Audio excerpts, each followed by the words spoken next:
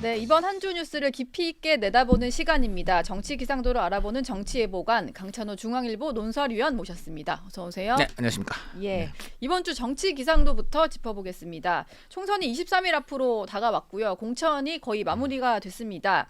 일단 총선 출마자는 20일과 22일 이틀간 관할 선거구 선관위 후보자 등록을 해야 하고요. 그리고 이번 주에 상당히 재판 일정이 많은데 이재명 민주당 대표의 재판이 3건이 줄줄이 열릴 예정입니다. 위증교사, 대장동 개발, 공직선거법 위반 줄줄이 잡혀 있고 22일에는 조국 전 법무부 장관의 딸 조민 씨에 대한 1심 선고가 또 예정이 되어 있네요. 이번 주 예보관의 총평부터 한 줄 듣고 가겠습니다. 잔불 남은 줄 알았더니 아직도 큰 불이 있네입니다. 예, 네. 잔불 남은 줄 알았더니 큰 불이 있다. 어떤 의미인가요? 지금 공천이 이제 양당의 그 어떤 프로세스가 거의 끝나가지 않습니까? 예. 그래서 이제 뭐 대강 이제 공천 파동 양당의 여러 가지 공천 논란들은 접고 네. 본격적인 총선 이제 선거 전으로 들어갈 수 있지 않을까 기대를 했는데 막판에 계속 양쪽에서 다 악재가 터져 나와가지고 잔불 정리 수준이 아니고 말이죠. 이것도 상당히 큰 불로 지금 나름 심각하게 진화를 해야 되는 상황이다. 이렇게 예. 말씀드려야 되겠습니다. 한동훈 위원장이 어제 이종섭 대사와 그 황상무 수석에 대한 어떤 정리 얘기를 했어요. 네. 이종섭 대사는 일단 들어와서 조사를 받고 그렇죠. 앞서서 이제 공수처는 빨리 수사 일정을 잡아라 뭐 이런 얘기였고 네, 그렇습니다. 황상무 수석에 대해서는 그 과거에 있었던 언론인 회칼 테러 발언 때문에 이게 눈높이에 맞지 않는 발언이고 스스로 거취를 결정해라. 뭐 물러나라는 얘기를 한 것 같아요. 어떻게 그렇습니다. 보셨습니까? 당연히 이제 자진 사퇴를 사실상 그 공개 요구한 거고요. 예. 그 용산 대통령실이 만약 자진 사퇴를 안 한다면 용산 대통령실이 사실상 책임 있게 좀 조치해 달라는 얘기를 기자들 앞에서 공개적으로 한 겁니다. 당으로서는 지난번 이제 윤한 충돌 이후에 그 대통령실하고는 잘 조율이 돼서 이제 그냥 굴러오는 이런 모양새였는데 네. 다시 한번 대통령실에 좀 책임 있는 조치를 이렇게 공개 요구하고 나선 상황이기 때문에 대통령실이 어떤 반응을 보일지가 굉장히 주목이 되고 총선을 앞두고 어쨌든 이제 당과 대통령실이 다시 한번 어떤 입장 차이를 보여서 균열을 할 것인지 아니면 잘 이것도 조율해서 함께 하여간 그 서로 다 승리를 향해서 같이 나갈 수 있을 것인지 예. 굉장히 주목이 되는 또 한 번의 기로에 섰다 이렇게 말씀을 드릴 수가 근데 있습니다. 네. 지난 주말에 황상무 수석이 직접 사과문을 내는 선에서 어느 정도 대통령실을 마무리를 하려던 것 같은데요. 그렇습니다. 지금 상황은 어떨까요? 좀 재고를 해볼 여지가 있을까요? 실제 황상무 수석이 14일 날 문제 발언을 했고 이틀 뒤에 사과를 하긴 했는데 4줄짜리 사과였죠. 듣는 사람 입장에서 이제 그 헤아리지 못했다. 언론인과 유가족 여러분께 사과드리고 그다음에 이제 앞으로 공직자에서 각별히 언행에 조심을 하겠다. 뭐 이런데 근데 4줄짜리 사과에 그쳤다는 비판과 함께 네. 이게 정말 사과 수준에서 그칠 것이냐, 그죠? 민심을 지금 이걸로 달랠 수 있겠느냐? 이제 이런 논란이 났는데 어저께 이제 그 선대위원회가 이제 구성이 됐잖아요. 그래서 네. 나경원 전 의원, 안철수 의원 또 원희룡 전 장관 이제 이런 분들이 그 선대 이제 위원장들로서 네. 그 한동훈 위원장하고 회의를 같이 했어요. 예. 이 자리에서 자 이분들 보시면 원희룡, 나경원, 그다음에 이제 안철수 공통점이 뭡니까? 수도권이에요. 나경원 서울, 안철수 경기, 원희룡 인천. 네, 수도권이 망라가 됐습니다. 근데 네. 이분들 입을 모아하는 얘기가 황상무 발언 파동이 간단하지 않다. 민심이 굉장히 아주 불리하게 돌아가고 있다. 어떤 책임 있는 조치를 우리가 하지 않으면 굉장히 불리하다. 아마 이종섭 대사 문제도 같은 얘기가 나왔고 예. 그 처음에는 한동훈 위원장이 이제 지금 황상무 수석은 사과를 했고 뭐 어떻게든 또 이런 식으로 갈 수도 있지 않느냐 뭐 이 입장도 했는데 네. 워낙 이제 그 수도권에서 직접 민심을 피부로 느끼는 후보들이 이거 안 된다 조치해야 된다라고 하기 때문에 네. 결국은 이제 그 회의 끝나고 기자들 앞에서 예. 그 한동훈 위원장이 공개 요구하기에 이른 겁니다. 그러니까 그만큼 피부로 느껴지는 수도권 민심이 이 문제를 어떻게든 해결을 해야 된다라는 후보들의 아주 강력한 요구로 이어졌다는 것이고 한동훈 위원장 개인의 지금 어떤 입장이 아니고 이것은 결국은 지금 네. 그 직접 현장에서 전투를 치르고 있는 격전지 후보들의 또 그다음에 이제 선대위원장이라는 중요한 요직을 맡은 그런 당의 지도급 인사들의 아주 그냥 일치된 의견이기 때문에 한동훈 위원장이 뭐 어떻게 보기엔 좀 세다 할 수도 있겠지만은 공개 요구를 나선 것이고요. 이것 때문에 따라서 대통령실도 굉장히 이 부분에 대해서는 좀 주목을 하지 않을 수가 없을 것 같습니다. 네. 근데 민주당 같은 경우는 이재명 대표가 뭔가 큰 논란에 발언을 한 후보들도 네. 감싸고 지나가고 그러잖아요. 그렇습니다. 그러다 보니까 왜 국민의힘은 네. 뭐 이런 얘기하는 것 같아요. 좀 굴러 들어온 돌들이 왜 이렇게 내부적으로만 비판을 하고 네. 싸우라는 야당과는 안 싸우냐 이런 얘기하거든요. 그런데 야당과 싸우려면은 뭐가 필요합니까? 지지율과 민심이라는 무기가 있어야죠. 아니, 그걸 가지고 싸울 때는 총탄이 있어야지 싸우는 거지. 총탄 없이 싸웁니까? 총탄은 예. 어디서 나옵니까? 지지율과 민심이에요. 예. 그걸 업고서는 이제 야당을 공격하면 야당이 또 물러설 수밖에 없는 거잖아요. 네. 근데 지금 지지율과 민심을 좀 생각을 해보니까 이게 지금 지지율과 민심을 얻는데 악재 아닙니까? 그럼 네. 당연히 악재를 해결하는 것 자체가 어떻게 보면 야당과 싸우기 위해서 무기를 만드는 과정이기 때문에 그 또한 야당과 싸우는 것이라고 할 수 있고요. 내부 전열을 좀 가다듬어서 제대로 싸우기 위해서. 아니 그러니까 전쟁 나가기 전에 저 탄약과 무기를 정비하는 게 그게 전쟁을 안 하겠다는 겁니까? 전쟁을 네. 당연히 하기 위한 가장 중요한 그 수순 아닙니까? 네, 예. 그러니까. 어제 대통령실 출신인 네. 홍보수석 출신인 김은혜 후보 역시 같은 글을 올렸더라고요 SNS에. 네, 국민 눈높이란 말까지도 한동훈 위원장하고 지금 같아요. 국민 예. 눈높이에 맞지가 않는다. 네, 그리고 두 네. 사람을 다 지적을 하면서 이종섭 대사는 빨리 들어와서 조사를 받고 그렇죠. 황상무 수석은 스스로 결단해라. 네. 이런 건데 전직 홍보수석이면은 그래도 글 올리는 것 정도는 자제할 수도 있을 것 같은데 그 정도로 지금 상황이 심각하다. 바로 이런 그거죠. 거겠죠? 지금 분당을이라면은 그래도 경기권에서는 저 국민의힘이 해볼 만한 지역이거든요. 예. 그런데 거기에 나온 지금 그리고 또 대통령실 홍보 수석이라든가 인지도가 또 굉장히 높은 이런 그 다 앵커 출신이고 한 김은혜 후보조차도 네. 지금 이전 입장을 낼 수밖에 없었다는 것이기 때문에 그만큼 지금 이제 그 국민의힘이 피부로 느끼는 수도권에서 민심 위반 이게 심각하다는 거에 반증이라고 할 수 있고 예. 또 그다음에 지금 바로 역설적으로 전 홍보수석 바로 이제 황상무 수석하고 같은 수석 아니었습니까? 네. 그 대통령실의 핵심 수석이었던 사람이 이런 얘기를 한다는 거 바로 같은 어떻게 보면 같은 이제 그 동료라고 할 수 있는 예. 바로 이제 그런 그 같은 지위의 수석이 물러나라라고까지 한다는 거는 네. 굉장히 사실은 당 차원에서 용산에 세게 요구를 하고 있다 이제 이렇게 봐야 되는 것이고요. 또 한편으로는 어떻게 보면 좀 대통령실 입장에서 섭섭할 수도 있어요. 왜냐하면 사실 이제 원래 분당을은 원래 박민식 전 그 보훈부 장관이 네. 오래전부터 찜을 하고 열심히 뛰었던 지역입니다. 일찍 가려고 했었죠. 네, 그래서 사실은 박민식 전 장관에게 추가 기운화하는 상황이었는데 네. 대통령실이라든가 이쪽 기류가 김은혜 후보가 뭐 하여간 어쨌든 좀 나가는 게 좋겠다 이제 이런 기류가 있었거든요 결국은. 그래서 그런 것들이 작용을 해서 결국은 이제 박민식 전 장관이 분당을 대신 영등포로 갔다가 지금은 다시 강서울까지 가는 이제 이런 상황이 됐고 대신 어쨌든 김은혜 이제 후보가 이제 이른바 분당을에 공천까지 됐거든요.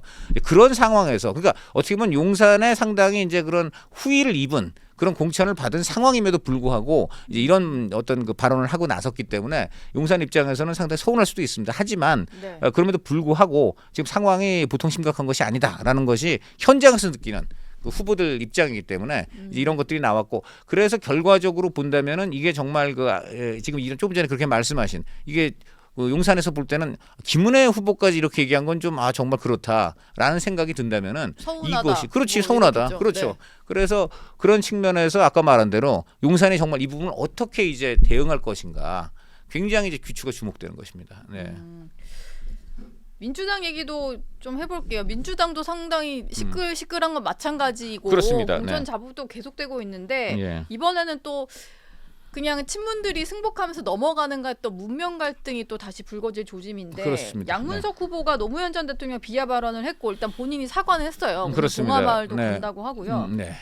그런데 이게 조금 수습이 될 만한 발언인지 모르겠습니다. 친노계 친문계 인사들은 계속 공천을 철회해야 된다라고 하는데 이재명 대표가 전혀 반응을 하지 않고 있는 상황이라서 네. 이 정도면 재고해 본다 정도라고도 할 수 있을 것 같은데. 반응은 안 한 정도가 아니라 오히려 받아쳤죠. 표현의 예. 자유가 있다 그랬잖아요. 예. 그리고 노무현 대통령 본인도 본인을 비토하는 정치인을 이렇게 내치지 않는다. 뭐 이런 얘기를 했어요. 그리고 임금님도 안 듣는 데선 임금님 욕도 하는 거 아니냐. 예. 정치인에 대한 비판은 자유다. 이런 지금 말을 아주 그냥 엄청 해버렸거든요. 네. 근데 사실은 굉장히 이것은 그동안 이재명 대표에 대한 그런 비판에 대해서 이재명 대표가 어떻게 그동안 대응을 해왔는지를 봐도 예. 좀 이건 좀 자가당착적인 측면이 있고 네. 그다음에 이것이 가만히 보면은 지금 이제 양문석 후보 입장을 굉장히 두둔하는 건데 표면적인 이유를 볼 때는 우선 그 이재명 대표하고 정말 사이가 나빴던 전해철 의원 지역구에 이른바 이제 거기 저 뭐냐 이른바 속된 말로 꽂은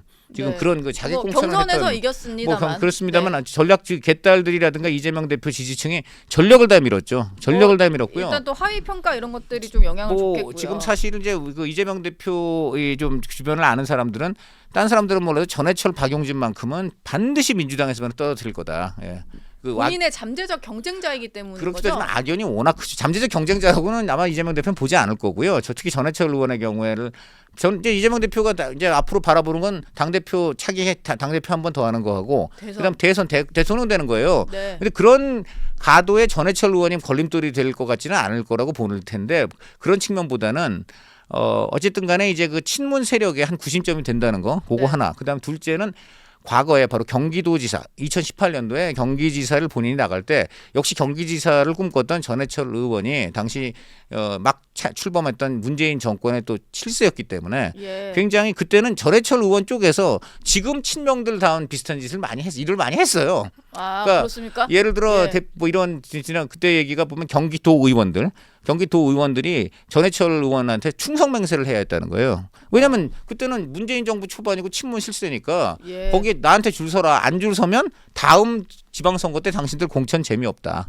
이래가지고 충성 맹세를 하고 밤에는 이재명 당시 성남시장이죠. 이제 이재명 시장도 이제 경기지사 나갈 걸 아니까 네. 그 도의원들이 밤에는 전화 걸어 이재명 당시 시장한테 전화 걸어서 죄송하다. 제가 충성 맹세 전해철 의원한테 하긴 했지만 본심이 아니다. 네. 이래갖고요 주전 야명을 하기도 했어요. 그러니까 아. 이런 그런 상황을 주전 야명. 주전 야명 낮에는 전해철 밤에는 이재명 네, 이런 게 지금 경기도의원들이 그때 그 지금 다 똑같은 겁니다. 사실 어떻게 보면 친문 세상에서는 친문 후보들이 비문 후보들한테 어떻게 보면 굉장히 이제 갑질을 하고 예. 지금은 또 반대가 되고 이런 현상이 항상 나오는 건데 예. 그때 이제 그리고 뭐 그 이재명 당시 시장이 나름 이제 유세를 해보려고 네. 뭐 어디 행사 같은 걸 해서 도의원들 초청을 하면 말로는 간다고 했는데 그 다음날 실제 행사장에는 한 명도 안 나와.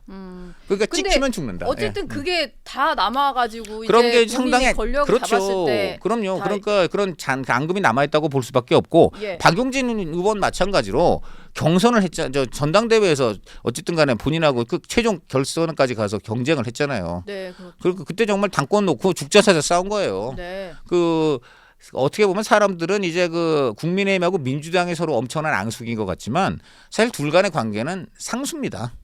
그러니까 어쨌든 우리가 네. 우리가 일본 미워한다 그래도 일본은 존재하는 거잖아요. 예. 그것보다는 사실 우리가 누굴 더 미워합니까? 우리 내부의 친일파를 더 미워하죠. 네. 그렇지 않습니까? 예. 일본이 어차피 뭐 우리의 적국이거나 이제 라이벌이긴 하지만 그건 존재하는 거예요. 그런데 우리 내부의 이 갈등은요.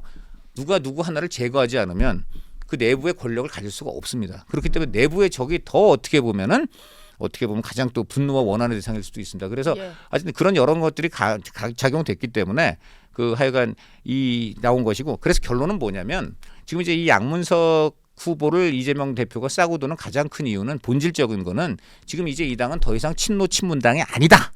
라는 거를 선언한 것이나 다름없는 거예요. 왜냐하면 네. 친노 친문의 구심점은 노무현 대통령이거든요. 네. 그렇지 않습니까? 다 노무현 대통령 때문에 친노가 있었고 또 친내에서 친문이 파생됐어요. 그래서 친노 친문에게 노무현을 부정한다는 거는 본인들의 정체성과 지위를 부정하는 거예요. 그리고 그렇기 때문에 지금 당사에 김대중 대통령과 노무현 대통령의 사진이 걸려 있지 않습니까? 그렇죠. 이게 이 당의 정체성이라는 거예요. 그런데 그중에 노무현 대통령에 대해서 불량품이다. 뭐 그다음 노무현 씨 이런 사람을 지금 아주 그냥 그 어떻게 보면 또 전해철 의원이 자기를 보통 뼈노라고 그래요. 뼈노. 나는 뼛속까지 친노라고 그래요. 네. 왜냐하면 노무현 정부 마지막 민정수석 했거든요. 예. 나는 뼈노고 친문이라 그러는데 뼈노를 어떻게 보면 그야말로 쫓아내고 거기다가 공천한 사람이 양문석이고 그 양문석이 또 노무현 폄하를 했는데 그건 아예 표현의 자유라고 지켜주고 네. 이러니까 이것은 친노나 친문 입장에서 보면 이걸 통해서 이 당이 이제 이재명당 친명당이고 우리는 완전히 이제 정체성까지 부인당해도 당시 할 말이 없는 집단으로 격화됐다라는 예. 위기의식이 나온 거죠. 예. 그렇기 때문에 이제 바로 그 친노를 대표하는 노무현 재단 거기에 정세균 이제 이사장이 묵과할 수 없다. 네. 노무현을 욕보이는 이런 양문석을 묵과할 수 없다. 결단을 내려라 이렇게 되는 겁니다. 오늘 일단 양문석 후보가 봉하마을을 간다고 하고요. 네. 이재명 대표가 표현의 자유라는 말까지 했을 정도면 절대로 뒤집을 생각이 없는 것 같은데. 게다가 예. 지금 솔직히 노무현 대통령 가장 그 발언권이 있는 사람들이 누굽니까? 아무래도 노무현 대통령 유족 아닙니까? 예. 자, 여기서 지금 노무현 대통령 지금 유족 중에 출마한 사람이 있습니다. 누굽니까? 종로의 곽상원 후보가 사위 출마했죠. 아닙니까? 사위. 예. 자, 이번에 보면 근데 그 곽상원 후보는 참 목소리 잡았죠. 바로 내야 되지 이겁니다. 않을까요? 바로 이겁니다. 목소리 내긴 냈어요. 뭐라 그랬냐? 내긴 됐어요? 네, 냈는데 어떻게 냈냐면 양문석 그 후보 정말 유감이고 아주 화난다 이런 얘기 했어요. 그런데 네. 맨 마지막 말이 뭔지 아세요? 그런데 양문석 후보 문제도 있지만은 그 전에 진짜 더 큰 문제는 그동안 노무현 엄청나게 폄하한 국민의힘 후보들 아니냐?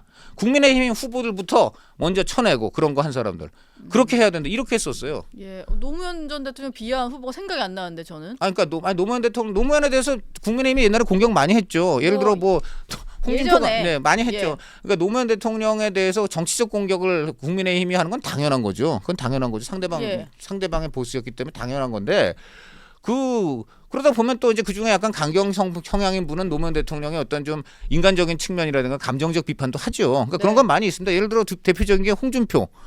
뇌물 먹고 자살한 사람 했다가 이제 당시 그 대선 토론 때 예, 문재인 그건 후보가 너무 막 좀, 예. 격분해가지고 막 이제 막 싸우고 그랬잖아요.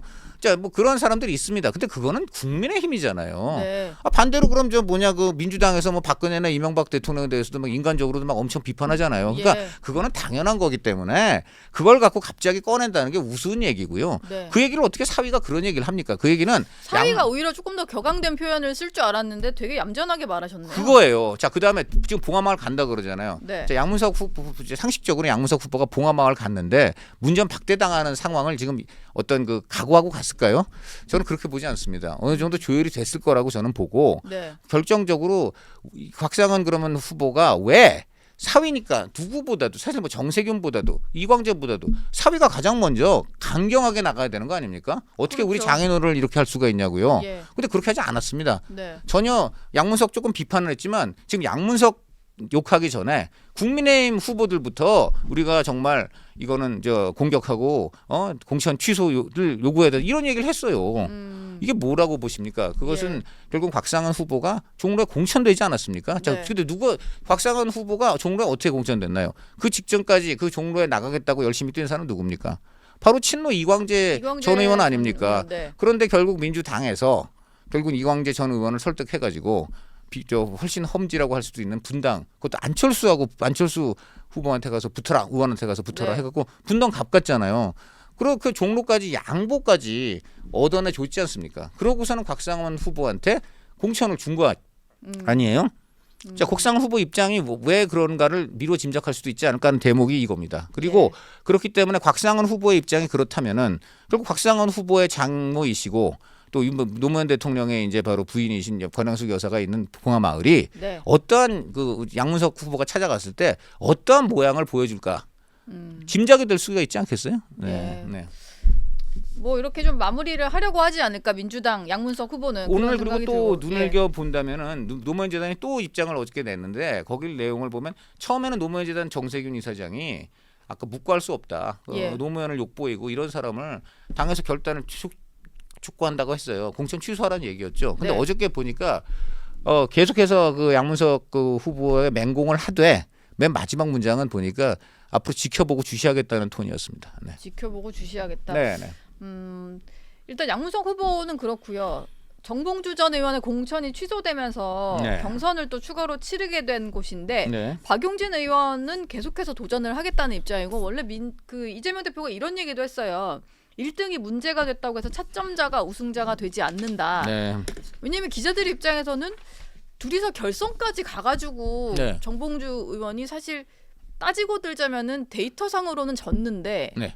저쪽 박용진 의원이 감산을 받다 보니까 된 이런 그렇죠. 경우잖아요. 한 3%포인트 이겼었죠. 예, 네. 그러다 보니까 이게 그러면 정봉주 전 의원 날아가면 박용진 의원인데 왜 자꾸 다른 사람 주려고 계속 네. 하느냐 네. 이런 말들이 나왔는데 그런 지적은 당연한 것입니다. 네. 예. 근데 새로 어쨌든 경선하겠다고 하면서 박용진 의원을 넣긴 넣었는데 네. 조수진 변호사라는 분을 또 넣었더라고요. 네, 이분이 아주 논란이죠. 지금 조수진 예. 변호사가 일단 여성이잖아요. 이러다 보니까 이분이 25% 또 가산을 붙어요. 그러니까 박용진 여성 의원은 반환이요. 네. 그러니까 30%이면 감산을 받는데 여기에 25%를 또 조수진 변호사가 가산을 받으니까 박용진 의원 입장에서는 55%를 깎이는 거예요. 그러니까 내가 뭐 표를 얻으면 그 표의 절반이 나는 그러니까 내가 생각하는 표의 2배 이상을 얻지 않고서는 네. 2배보다 더 얻어야 되죠. 55%니까. 그 50%도 아니고 55%입니다. 그래서 받은 거의 절반 정도를 깎아버리는 절반 거네요? 이상을 깎여 나가는 예. 거죠. 절반 이상. 100표를 얻었다 그러면 박용진 네. 의원은 45% 카운트하는 거예요. 그러니까 아, 그러네요. 내가 100표 얻었다 그러면 45%가 되는 거예요. 그러니까 끔찍한 거죠. 아니 학생도 내가 시험 봤는데 당신 100점 맞았지만 당신 점수는 45점이야.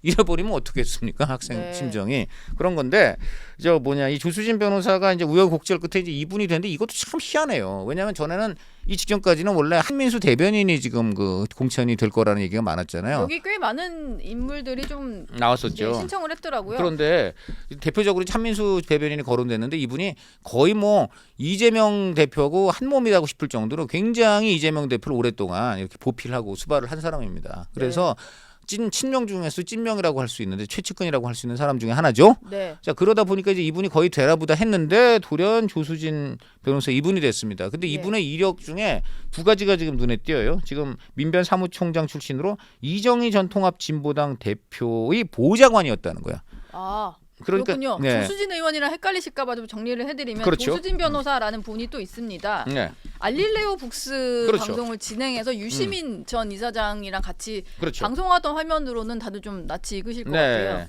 그런데 이분이 지금 조수진 변호사가 누구하고 또 인연이 있냐면 이정희 지금 의원인 시절에 보좌관을 했다는 거잖아요. 네. 근데 이정희 의원이 그럼 누구 때문에 정계 입문했냐면 이해찬 전 대표 때문에 한 거예요. 그때 이해찬 전 대표가 관악에 나올 수 있게 해준 거거든요. 네. 그래서 이정희 이 전 의원은 이해찬 전 대표하고도 이제 당연히 인연이 있고 그리고 누구야 이 조수진 변호사는 바로 이정희 전 의원의 보좌관이었고 네. 그리고 또 유시민 지금 그 작가가 운영하는 알릴레오 북스 방송을 출연했잖아요. 근데 네. 유시민이 또 누구냐면 바로 이해찬 보좌관이었 출신이에요. 아, 이해찬으로 뭔가 네, 다 이해찬 공통점이 있네요. 그래서 이해찬 유시민이 굉장히 아주 한 몸이에요. 두 사람 굉장히 친하고 네. 과거 의원 보좌관 그리고 또 민주화운동 동지 뭐 이래가지고 또 노무현재단 이사장도 또 연속으로 나눠서 둘이 다 이어받아서 했어요. 그래서 네. 굉장히 하여간 두 사람은 거의 한 몸이다 싶을 정도로 그 정치적 커플인데 네. 이 두 사람하고 조수진 변호사가 그대로 연결돼 있는 거예요. 그래서 이번 공천은 두 가지 지금 이번 공천이 조수진 변호사를 사실상 친명이 엄청 밀고 있는 건데 네. 이렇게 이제 그 서포트를 받게 된 배경은 두 가지라고 할 수 있습니다. 그 지금 말한 대로 이해찬이나 이해찬이라든가 또 유시민. 그다음에 이해찬으로 연결된 이정희 그리고 네. 이정희라고 연결된 통진당 이쪽하고 해서 이제 이런 쪽으로 지금 조수진 변호사가 줄을 탄 거 아니냐 이게 하나가 있고요. 또 하나는 유시민이죠.